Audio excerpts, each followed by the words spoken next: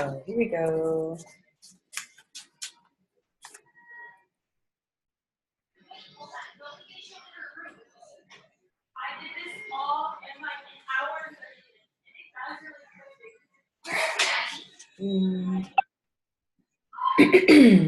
Hi. Hi. Can you hear me? I can. Sorry. No worries at all. Sorry.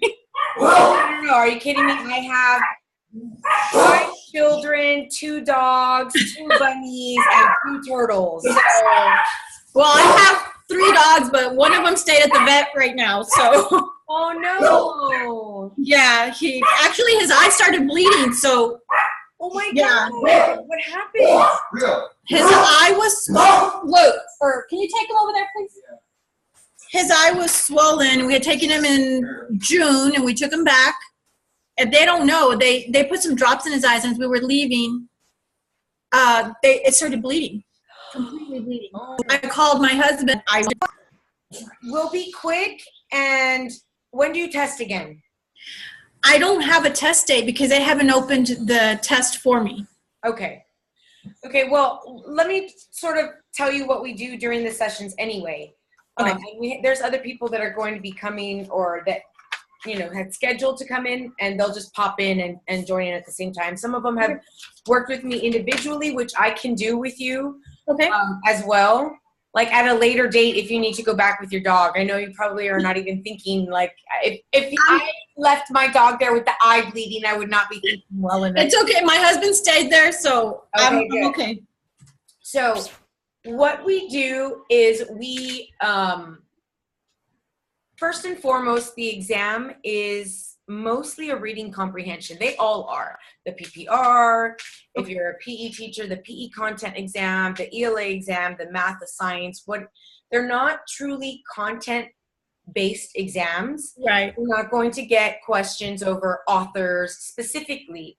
They might name drop an author or a time period within a scenario where an educator's doing a certain unit on a certain time period where that information may or may not play into your answer choice, but it's never going to be just straightforward. It's going to be multi-layered. And so the key to doing well is to know what sort of tricks not to fall for and what things to look for in their wording, and how to carefully identify what the question's asking, the keywords within the scenario, the keywords within the question, and then keywords within the answer choices. Okay. So that you can, because it all plays in together.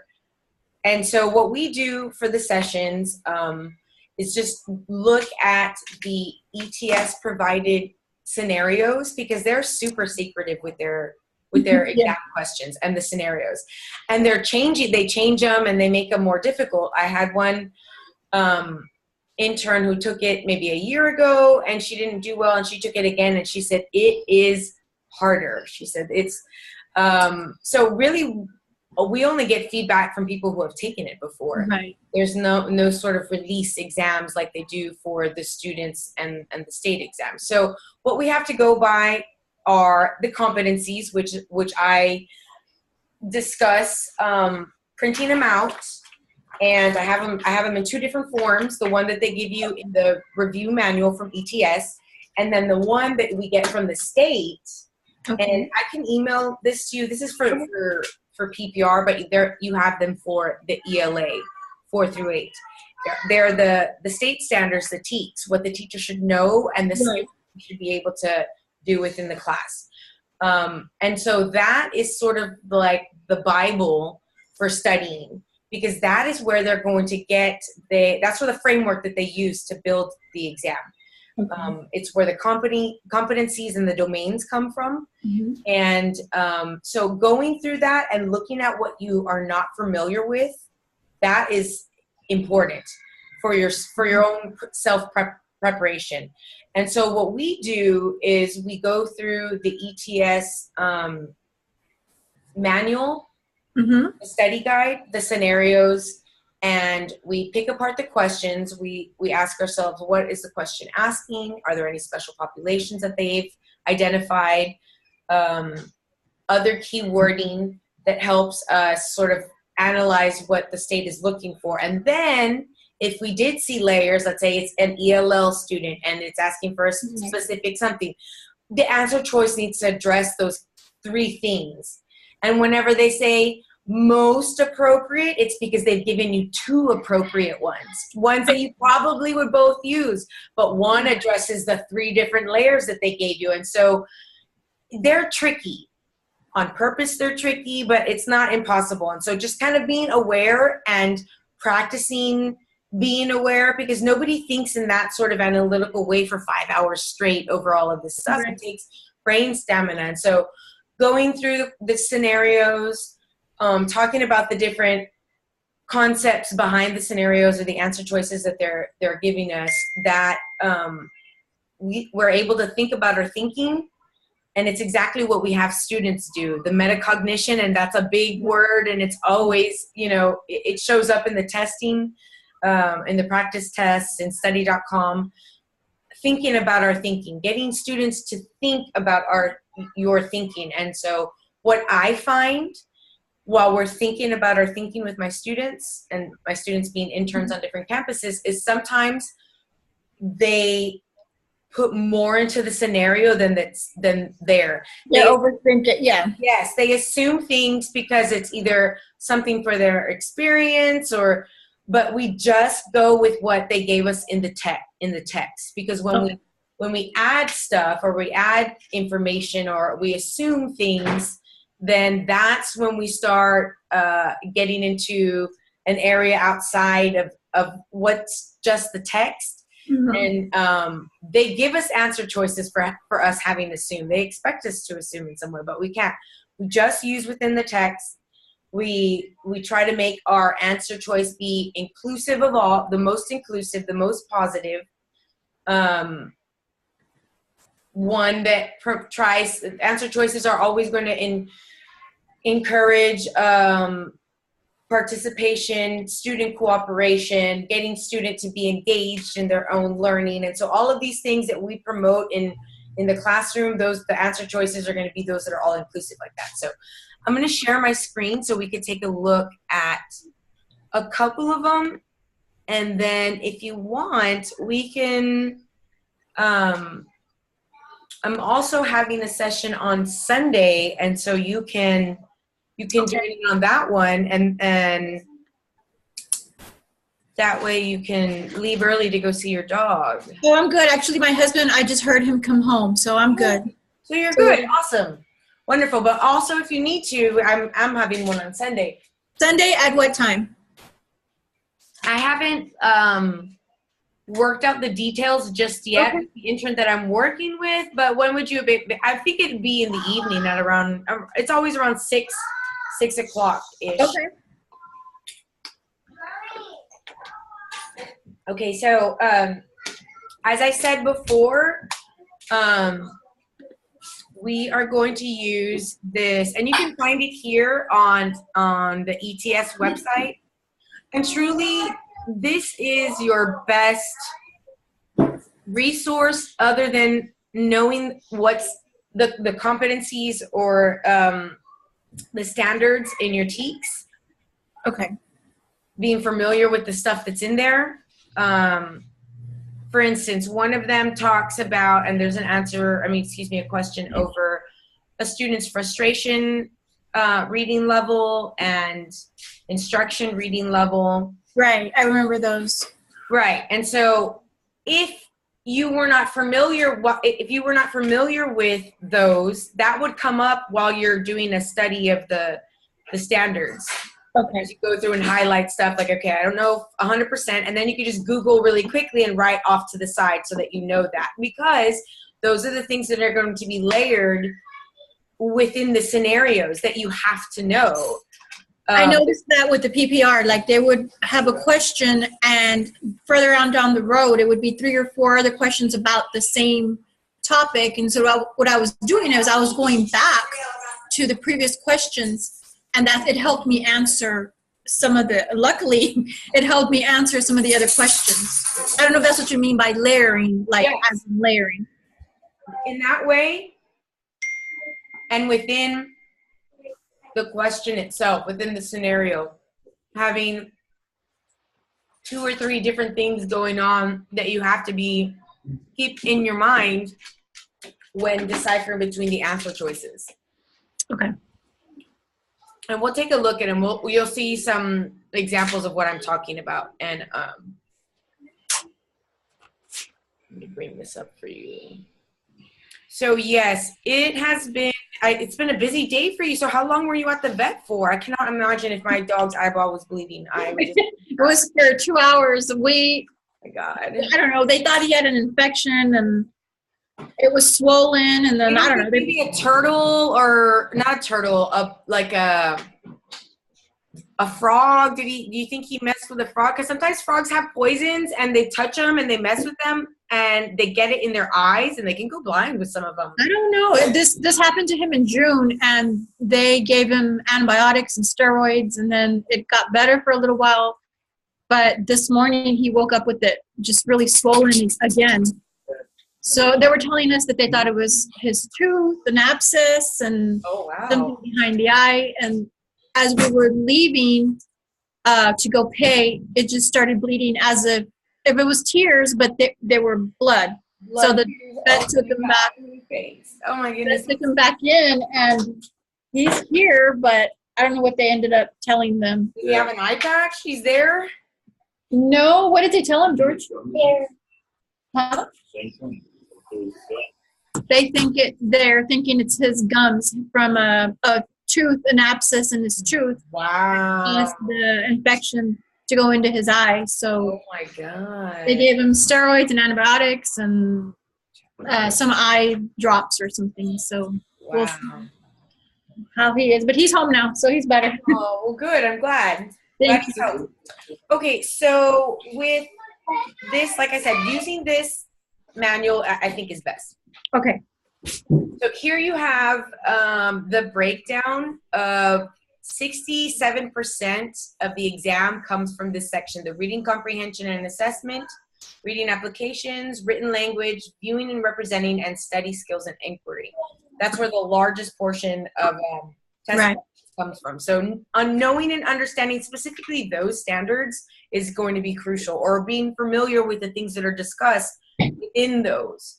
Okay. There are terms within the standards themselves that you're not familiar with. You must Google them, or make note of them. That way we can discuss them whenever we have the sessions, so that because they do drop those things within the scenarios, and without knowing that, you don't know how to adjust the lesson or the objective or whatever the case may be. Right. To get the right answer choice. So I don't remember them discussing TeXes, but you're saying that there's going to be, you have to obviously be familiar with a lot of the TeXes from. They don't discuss TeXes at all, but I will show you what I mean by that, because. Don't question. Shh.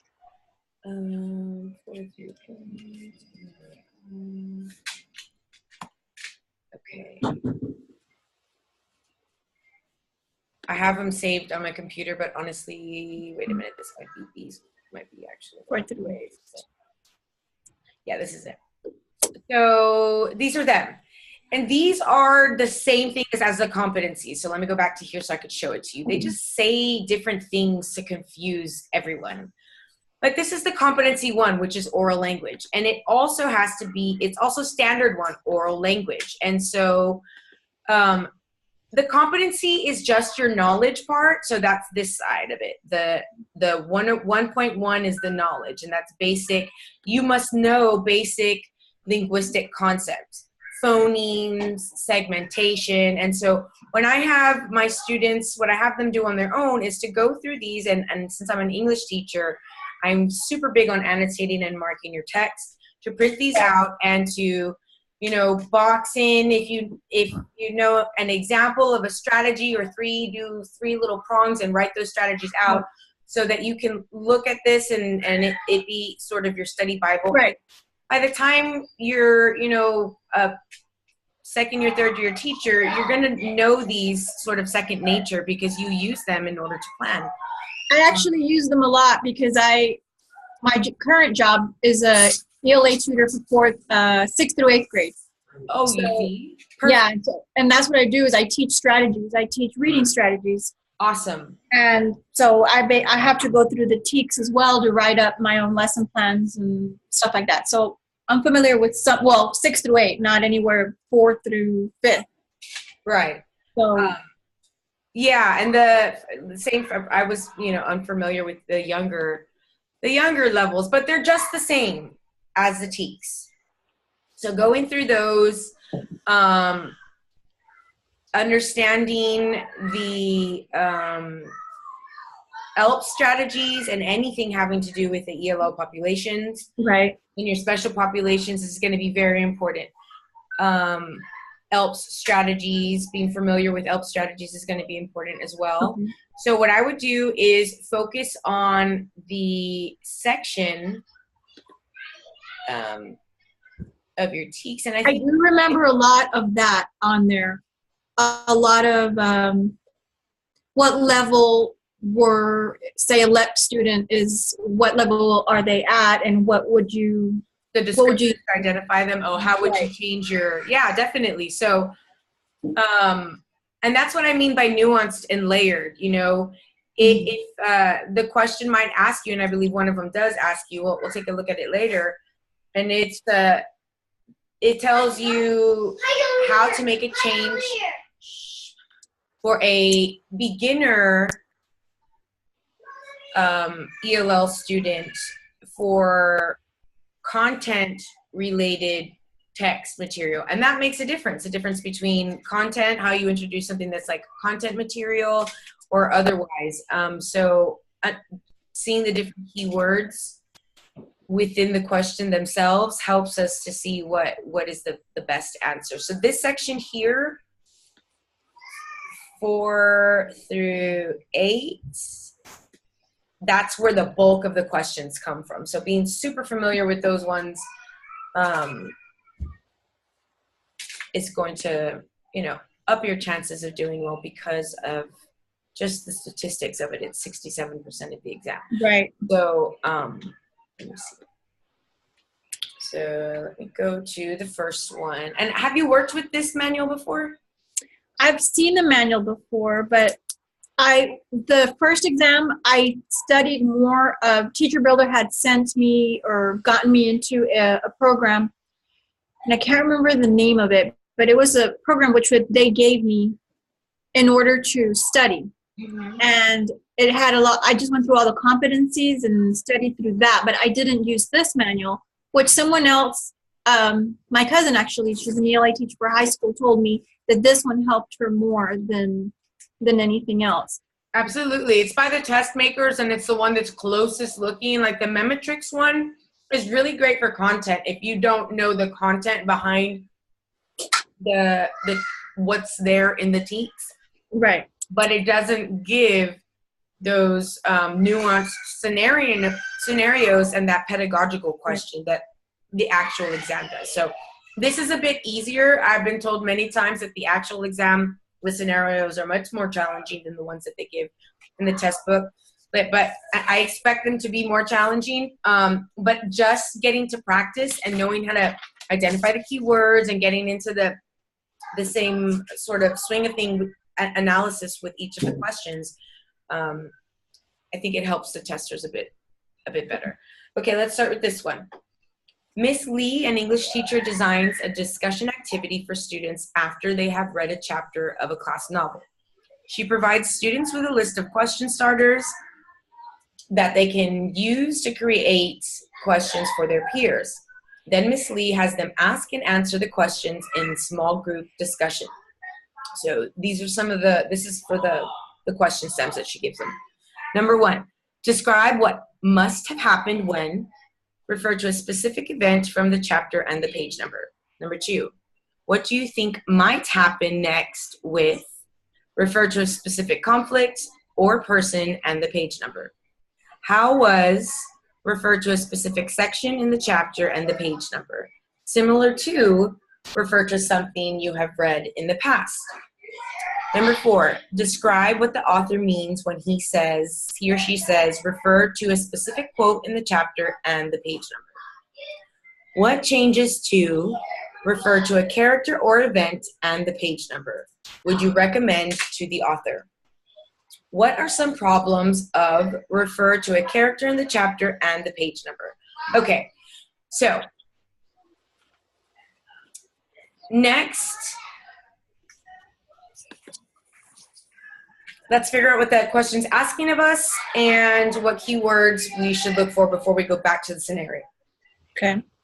Before, when it was paper-based, it was easier to like write those things down. Now what I suggest everyone do is write down what they think the question's asking on your paper, the keywords that you identify, the different descriptors or levels that, you know, layers, as you will, to the question that you have to answer to within your answer choices, or that you have to identify in the answer choices, like the different parts, the different keywords, to make sure that all of those are addressed within the answer choices that you choose, the last one. Because remember, they will give you one that is also appropriate, but not most appropriate. So all of the descriptors are there for a reason.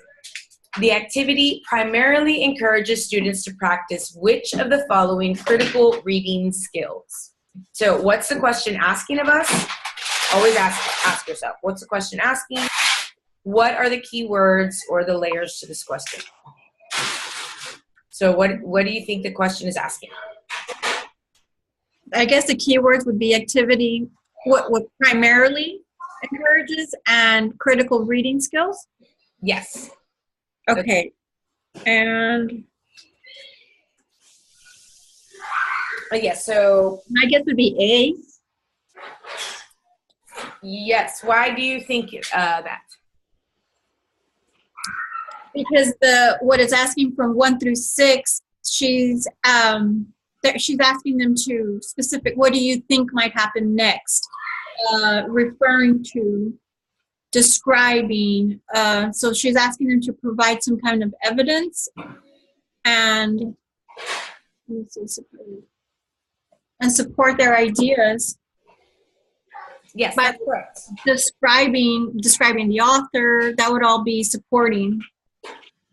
That would be my guess. Yes, so you're right. 1 through 6, and in this question, primarily means mostly. What does it mostly do? And some of these it might do in one of the questions, but in all of the questions, it asks for that textual evidence. It says refer to a specific event, refer to a specific character, and page number. And so that specific evidence from the text is a critical reading skill that they need to have.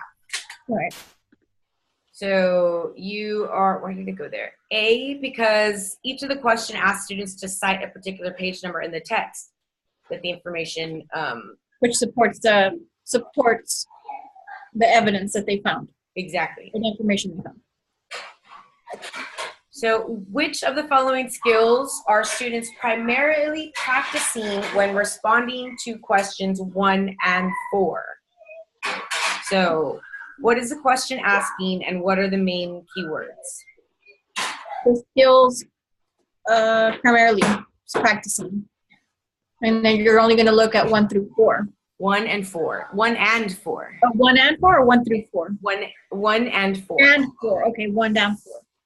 Okay, so your answer choices are visualizing, summarizing, inferencing, and predicting. Let's see what 1 and 4. We're looking for a skill that is primarily practiced while responding to those questions.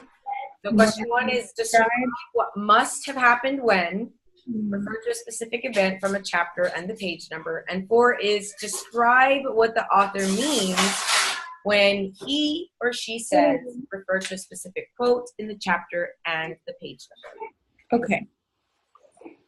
So, summarizing, inferencing,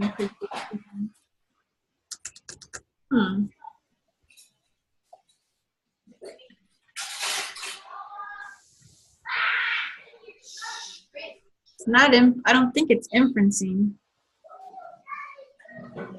It's asking to describe, was that correct? Well, One. Let's read the questions. So one, describe.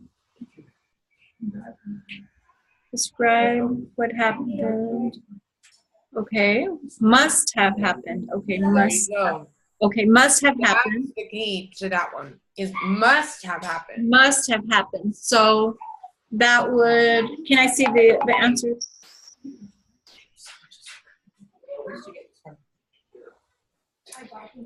So they were inferencing. They are inferencing. Yes. So my answer would be C, inferencing. Yes, and But you're absolutely right. And some people might want to say predicting, but that's in the future, and they're trying to guess what must have happened before something happened. So yes, you're correct. That was inferencing.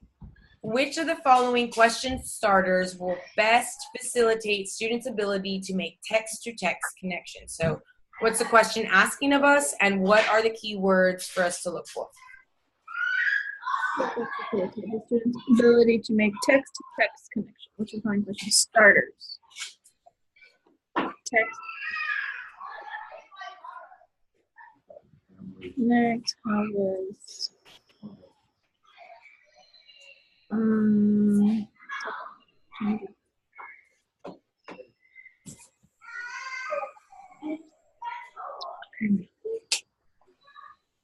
Did you need to see the numbers again?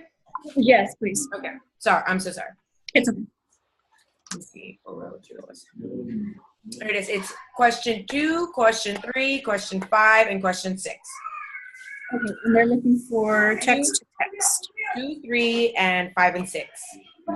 Okay, text-to-text. Describe what must have happened. Amazing.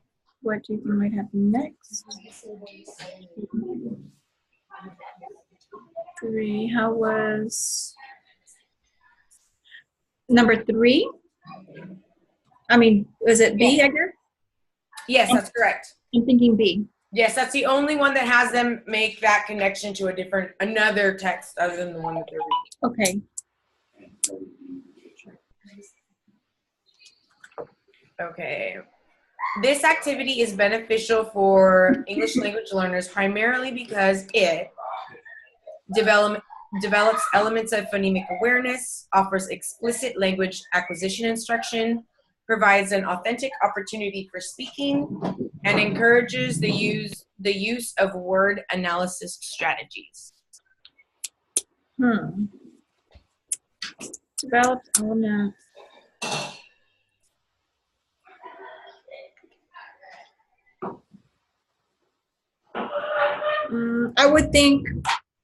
I'm thinking it gives them an opportunity to speak, or was that one of them? Yes. Let me see. Yep. Provides authentic opportunity for speaking. Yes, and so I would think would be that one. Because it's asking them to describe. It says C is correct because structured small group conversations allow students to participate using the new vocabulary and engaging in authentic interactions with other students instead of like contrived. They're engaging in an authentic way. Okay. Very good. So that was right. Yes, ma'am. Okay, a teacher has students listen to an auto recording of a presidential speech twice. The first time, students listen and respond to the content. The second time, students evaluate the tone, inflection, and pacing of the recording. The primary purpose of the activity is to help students understand the verbal skills necessary to speak publicly. Okay. Okay, the teacher has been listening to the first time. The primary purpose of the activity is to prepare for informal collaborate.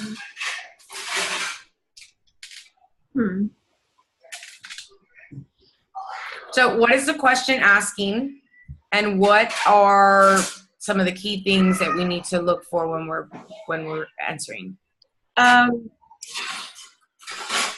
What the primary purpose Defining what the primary purpose of the activity is. Listen to audio recording. First time students listen and respond to the content. The second time the students evaluate the tone, inflection. Okay, so understand. I'm thinking A. Yes. Why are you thinking A?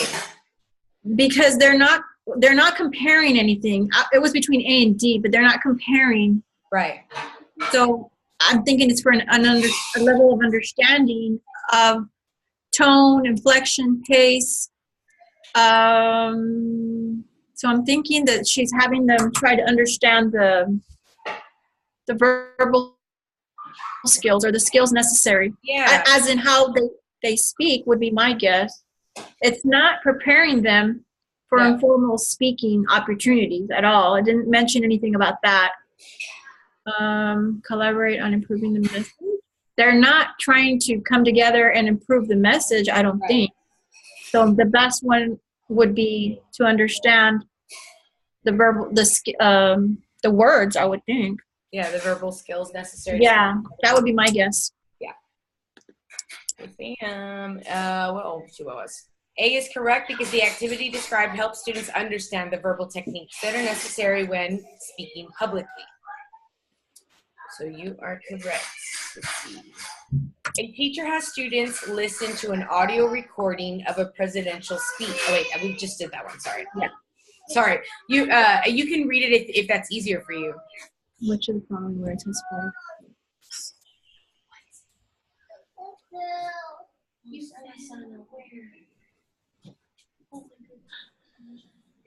Phonemes. Okay. Phoneme. Do you know how to make that Brita water filter work? Do you know how to make that work? You know, I was looking and I was like, what's this? I know, me too. Is that a Brita? Ooh, I'm thinking B. Is phoneme, isn't that like the smallest unit of the word? Of sound, yes. Of Sound, yeah. So. I don't know. Yes, that's correct. Five phonemes. So, why is it going all the way to like a different one? Okay, here it is. Has the 5 sounds, the distinct sounds, 5 phonemes, and you can see the breakdown of the other ones and how Right. So the letters are there. Obviously, the sound is less than 5. Okay. Okay. Okay, did you want to read this one, or would you want for me? To motivate medical students and language arts teachers. Oh, wait.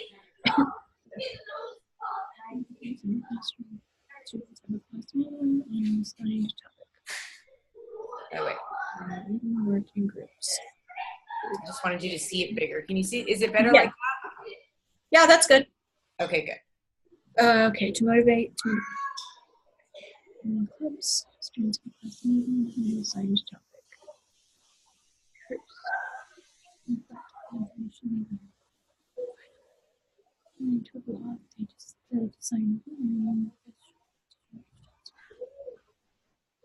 Okay. To research topics of interest. Bring students with explicit interest. So what is the question asking of us, and what keywords are there within the scenario to help? Okay, so I'm thinking it's asking.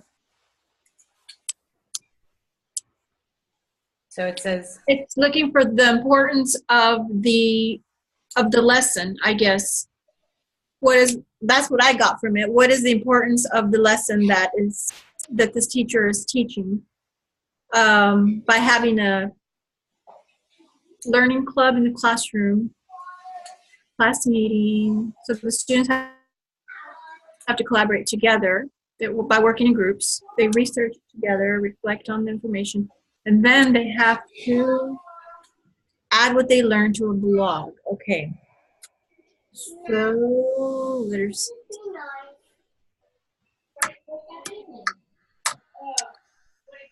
it looks like she's using different forms of ways to get them to read and express themselves. What I think. So let's see which answer choice would you think? Placing students in groups based on their individual language arts abilities, allowing students to research topics that are of personal interest to them, No. developing students' literacies through multiple language arts contexts, and providing students with explicit instruction to build their oral language proficiency. Some of these are just outrightly wrong. You could. Yeah, I'm thinking C, because A and B didn't make much sense. D, it wasn't, well, they were speaking to each other, but it was more researching. Right, and I don't think that the teacher did explicit instruction. No. Oh, did she? They Students? blogged, but it wasn't oral language. It wasn't like, it wasn't based off of oral language. So I'm going to go with developing the literacy skills through multiple language art, because she's using multiple multiple areas on what's it called, through blogging and groups and all that. So C, yeah, C. Okay, C is correct because the Learning Club allows students to meet in groups to discuss, reflect, and write about research topics, which all help to develop student literacies. Okay. Skills. Oh, yeah. Yeah. Mostly. Which of the following would best help a teacher evaluate the phonetic skills of beginning readers? Okay, not, I don't know about the handwriting, students' sight word recall, phonetics. So what is the question asking, and what are some of the key words? Okay, so I guess it's asking a best way to evaluate phonics of a beginning reader. And I guess the keywords would be beginning reader, phonics and beginning reader. So that would probably be like a first year ELL student, I would imagine. I don't think it's ELL. I think it's just beginning readers. Okay. Well, maybe, I don't know. Maybe 4th grade beginning readers. It doesn't say, but remember, we can't throw so much in. Okay. So examining students' handwriting, no. Assessing students' sight word recall, timing students as they read orally, analyzing students' attempted spellings. I'm thinking C. Timing students as they read orally, as in, I think. Which of the following would best help a teacher evaluate the phonetic skills? So the phonetic skills, not handwriting for sure. No. Sight words. Not attempted spellings. So it would be phonetic, as in how they spell things. How they pronounce things as they're reading. Pronounce and spell. But I just don't know C or D, how maybe? timing would help. Like, what does the timing do? I was thinking timing because of their fluency, we would time, but I just don't know. That's what I was thinking of, I guess, was fluency more so. So D? No. No, I don't know. Let's go with C. I thought C. Survey says no. Oh, D. Oh, how phonetically, how they're trying to spell, how it's spelled wrong. Yes, so D is correct because the students are spelling the way they hear, not the way that it's spelled. I don't know why that. My brain is fried. I have been going. I'm so sorry that you get me right now on this day. Okay. But yes, D would be the best answer because phonetics is the way that things are pronounced. And I even said that, and I don't know why I said that. Right, and I thought of that, C or D. I just thought of D because of the spelling. Yes. So good deal, and that is the correct answer. Okay.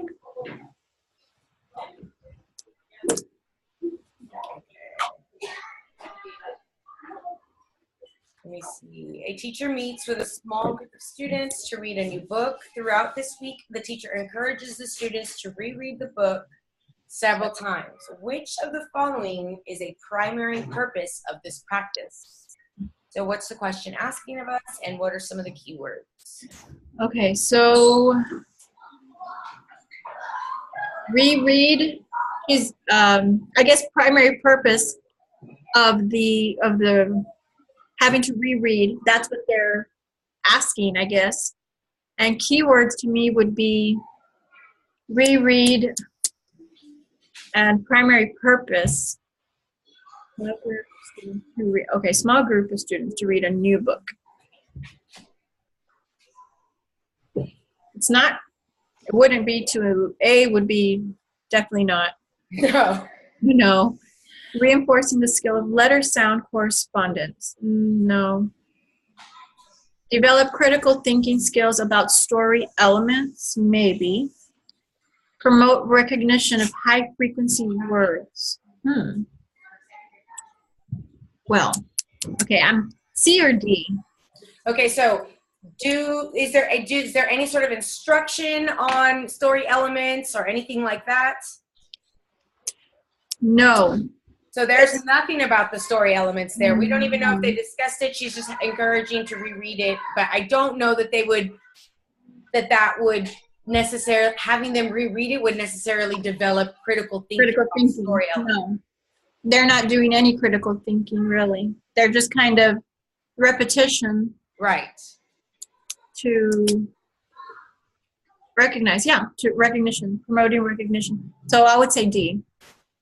Yes, let's see what the survey says. My brain is so fried, I gave the wrong answer right now. Or actually it was a non-answer. Okay, D, yes, because just like you said, the repetition is a successful strategy for improving the sight word recognition. In fourth, in the elementary grades, they'd send you with the little book that you read. Right. The dogs are still outside the door. Someone let the dogs in. Oh no. What are dogs? And then right now we have to clean them. Okay, so yes. Under 8 minutes, the student is trying to decode unfamiliar multisyllabic words. Fluency, comprehension. Which of the following is the most effective instructional? So, okay, so they're asking what strategy would help with fluency and comprehension? Right, exactly. What strategy would help him with fluency and comprehension? Fluency and comprehension. Okay, using cards containing common morphemes, words. Fluency, comprehension. No. Engaging in repeated readings of independent reading level passages. Maybe. Participating in peer tutoring, sight word recognition, fluency, and comprehension. Practice and presenting oral reading performance to a class. Practicing and presenting an oral reading. Let's practice. What unfamiliar multisyllabic words?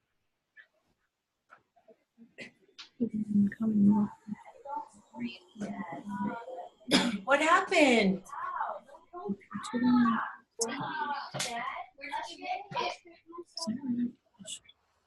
What door? Oh, dude, I'm so sorry. I'm thinking A. Okay, so why are you thinking A? Because he's having trouble decoding multisyllabic words, and using cards with morphemes to build segmented words will help him decode multisyllabic words, I would think. That would be my guess. I mean, my answer. Why? Yes, because A is correct, because Andre's reading skills will improve as he understands the common morphemes or word parts. It will help him decode the other words that he's unfamiliar with better. Thank you so much. Okay.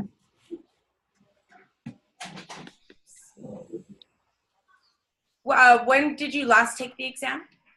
It was a year ago, July. Oh, okay. And oh, that's right. We discussed that. And so how you were really close too. I can tell you're gonna do fine. You're gonna do just fine. I hope so. But you were so close. I was. It was, and the worst part about it is that I work with. I've been a year and a half, but I guess now looking back and now that I'm going through these questions, I'm able to answer these quicker than I took the exam because I work with this age group in this field in the ELA department. Yes. With the children, the at risk, which are all the LEP kids and Right. all the first year kids. So those are that's my population. So I'm kind of recognizing these answers a little. I'm able to decipher them a little easier. Yeah. No, you're doing really well. I mean, I'm practically, you don't need me here. You're doing a really good job, actually. So thank you. Yeah. Okay. Let's see. Here is number 12.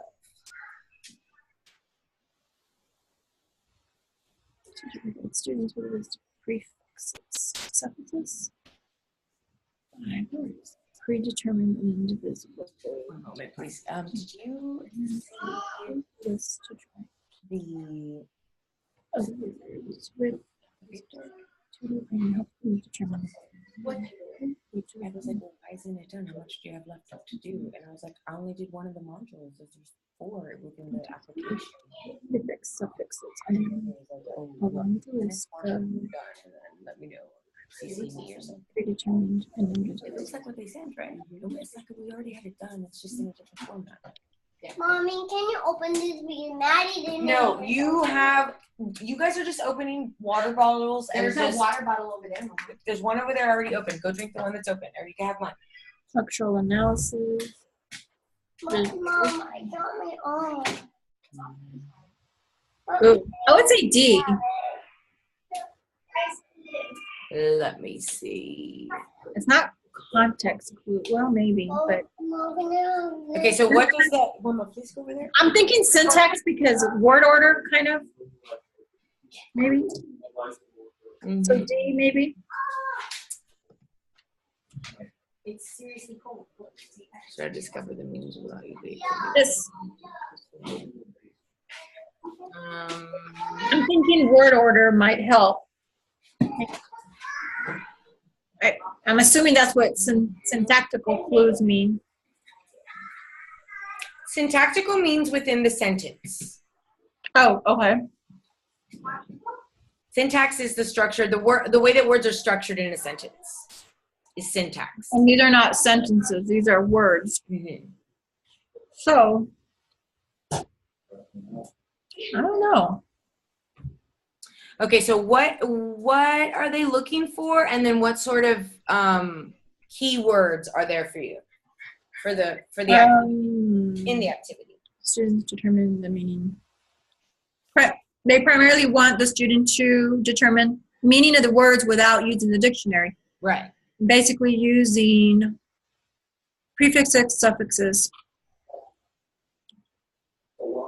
So your answer choices are context clues, structural analysis, or visualization strategies. So using prefixes, suffixes, and their meanings, which of the three would they be trying to determine? Structural analysis, maybe? Because context clues would be within a paragraph. That's right. So it's not, they don't have a paragraph to work with. Right. And they don't have a sentence to work with. That's right. So syntactical's out. So they're not visualizing. No, they're not. So structural. I would say B, structural. Yes. Okay. So, and the reason it's structural is it's the structure of the one word, the prefix, the root word, the suffix. And so if you give them a list, then they would be able to, from the stuff that they know on the list, decipher what these two new words are based on the structural analysis. Okay. Let's see what the state says. Which number was that? Oh, here it is. B is correct because students are using prefixes and suffixes, which are structural clues within the word to determine the meaning of the word. So, and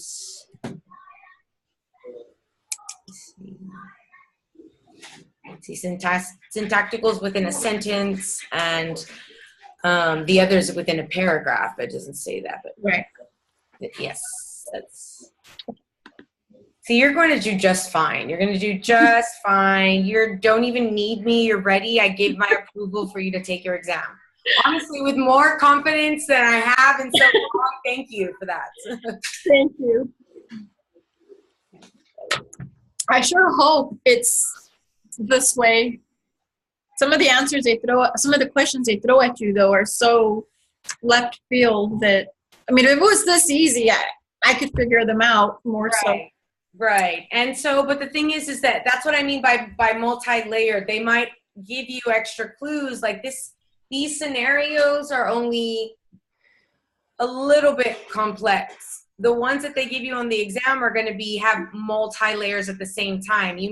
They might be asking about a special population in a special developmental section. You know what I mean? Like where you should know where they are developmentally, and then a specific strategy. And so you would have to, all of those prongs within that scenario, make sure that you address it in your answer. I want to say what threw me off last time was, if I'm not mistaken, there was a section about would the student would need help with prepositional phrases or something like that kind of stuff, if I remember correctly, that you had to know the correct context, how to use a correct, I don't know, like, for example, say adjectives, prepositional phrases, stuff like that. Like, I think that's where I forgot some of them or second guessed, or, and I'm thinking that it had a small section on that I think I might need to look at. But like this, I think I could do okay with these kind of questions, as in figuring out, deciphering what method or what it is that they're trying to ask, or I think. Yeah, I know exactly what you're saying. I think that you're going to do fine. When were you planning on testing, though? Because I'm going to tell Christina tomorrow or Mr. Villa that they can open it for you, so you can go in and take a look at the dates, and then we can you can always come to other sessions. But typically we go through this manual, and I don't think anyone's done the whole thing online with me, because they'll come in and we'll do these, 10 in depth or these 15 in depth, and then we'll do like another 20. I was planning on taking it as soon as possible. I was trying to give myself, last time I gave myself probably a month or 2 months to study, and I don't know how much longer I would need with this. With special ed and the PPR, I think I studied like 2 weeks maybe, and I did fine. I honestly think you'll be fine. I think your 2 weeks, I mean, you know how you work. If you're going to work, like you really work at it those 2 weeks, and I think that you'll be fine. You're already at where you are. You just need to brush up on those things. Like I said, go through the 4 through 8 standards and revisit any that you're not familiar with. Just Google really quickly what that concept is and make sure that you're familiar with it, so that you'll be prepared on the day of the exam. And especially the ones that you said particularly that you remembered that might be on there. There are media literacy questions on there, like they said there was. Yeah, I want to say there was some questions about,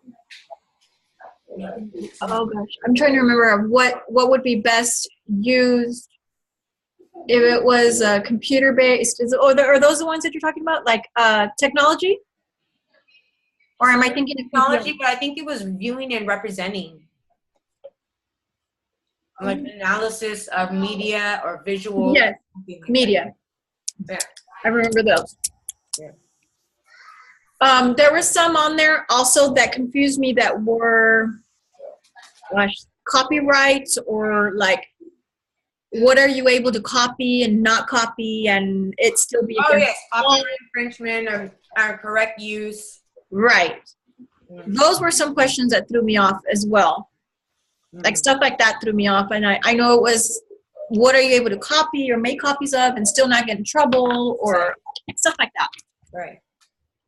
Yes, I was told that those were on there, and a lot of ELL questions. Yes, I do remember that. And I remember thinking, geez, I work specifically with those kids and yet I didn't know a lot of those answers. You probably did, but like I said, there was 2 good answer choices, and Right. And you chose the one that wasn't most appropriate. It was appropriate, Exactly. but not most appropriate. So, okay, let's take a look at this one. This one is about the frustration level and instructional level. Okay. Display reading 10 out of 100 words. To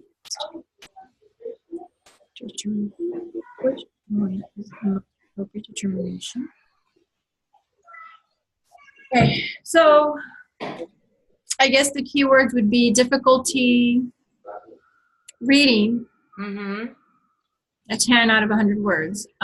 Then I guess what they're asking is, which of the following, which of these would be, which of the following is the most appropriate determination? So I guess it's asking which one of these is the best determination that the teacher should make because of the student's difficulty reading level. The student is the TeXes. Okay, the text is the student vocabulary. Difficulty reading the actual reading level because it maximizes development in students' fluency. Frustration reading level because it not sufficiently challenging. I would think D. Yes, careful, Mama. Yes. It's not going to be at the instructional reading level. No. That's going to be at maybe 5 max. I would think the child is obviously frustrated at reading 10 out of 100 words. So he's already at a level of frustration from not being able to comprehend the rest of the words. So anything over 10 is at a frustration reading level, and that means the student is going to get discouraged, going to get intimidated, and it's going to continue to get worse. So as an educator, we time their reading and in order to ascertain their levels so that we can make those adjustments so that they're on an instructional level and they don't get frustrated or tired and fatigued and then just kind of shut off on us. Okay. Yeah. So, instructional level has difficulties 2 out of 5 out of 100. So that's when you're at the instructional. It's like relative ease, just a couple of mistakes, no big deal, nothing to start impeding your comprehension of the material. Okay. And there's another level, and that's where they just read for enjoyment, but they're not learning anything because they're not on. They're on that level already. Okay. Which of the following strategies will be most successful in identifying students' independent, the independent, instructional, and frustration reading levels. So those are the 3 reading levels that there are. Okay. Independent is when you're just reading and you're not making any mistakes, so you're not pushing yourself and you're not going any further. Okay. Instructional, frustration. So it's asking which strategy is, I guess, to identify a student's level, I guess, right? For them to be more successful. So which of the following strategies to identify? Recall of new vocabulary, recording students' cues. Noting the students' thoughts. No, studying students.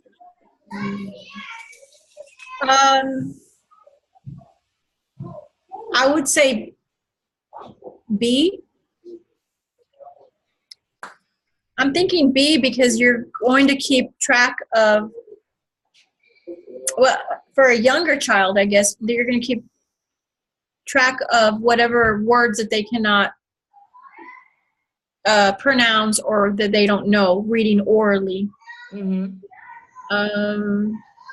Testing students' recall of a new vocabulary after they read.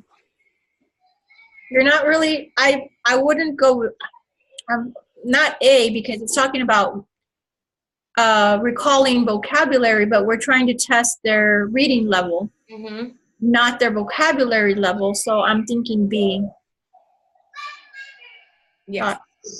I'm thinking B. Let's see.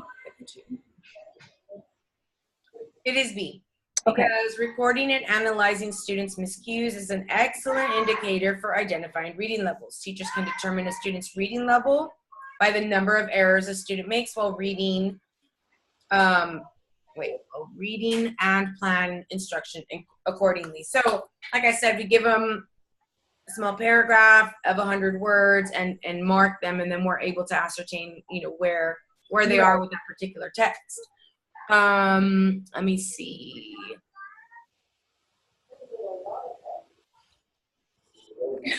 Let me see. Oh, that was the other one, right? Is that the one that we did? We're on 15, I believe. Yeah. And the other ones were just ridiculous choices. Okay, so we are going to stop here for today. I thought more people were going to come in, and I know I'm going to have to do this again very soon. So would you like to come to the meeting on Sunday? Sure. What time is it going to be at? Depending. I think at around 6. Okay. I'm thinking, I know we're supposed to have a dinner on Sunday. I'm not sure on the time. If not, I do it on Wednesday, so I'll do it again on Wednesday. Okay. I think Wednesday would be better. We could schedule another solo session. Okay. Wednesday will be good for me as well. But in the meantime, I would really like for you to do the TeXes study and just kind of go through them, and especially in the ones that are the most heavily tested, which, remember, the last 5, I think it was like 4 through 8 or the last 5. Okay, so TeXes for or in this manual, it's the same thing as the competencies or the domains. Just going through those and making sure that the concepts that are there, you're familiar with them, and that way you don't get any curveballs with the stuff that they give you on the exam. And then we'll go through some extra scenarios next time. And honestly, I would say to schedule it as soon as possible, because I honestly think you're ready. Thank you. Yeah. That would be great. I mean, just for me to just get it out of the way, because it's been in the back of my, and I've been offered several positions, but I can't take them. Right. Either one. Like, I've passed special ed, I've passed PPR. I can't teach special ed because I need the content or the core, and I just need to pass. And I can't teach the core because I haven't passed it, so I'm in limbo. Right. Well, we'll get you out of limbo, and you've already gotten yourself out of limbo. You already know the stuff. You just need to read it carefully and make sure that you're not adding anything extra to the scenarios, that you're just reading what's on the text, and double check your answer to make sure that it answers the question, answers what they're asking, and that the keywords are addressed fully in your answer choice.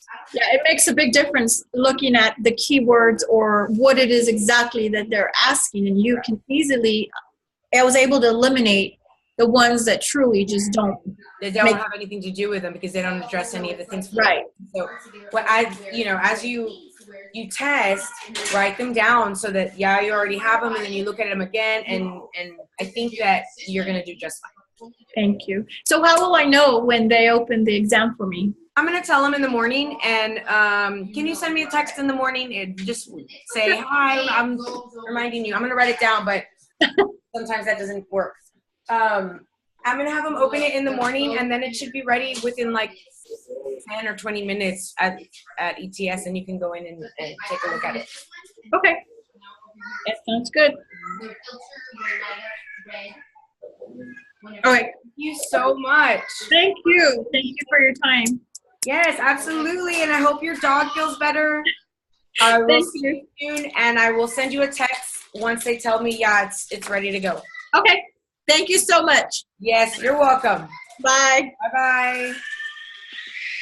Oh my goodness, I never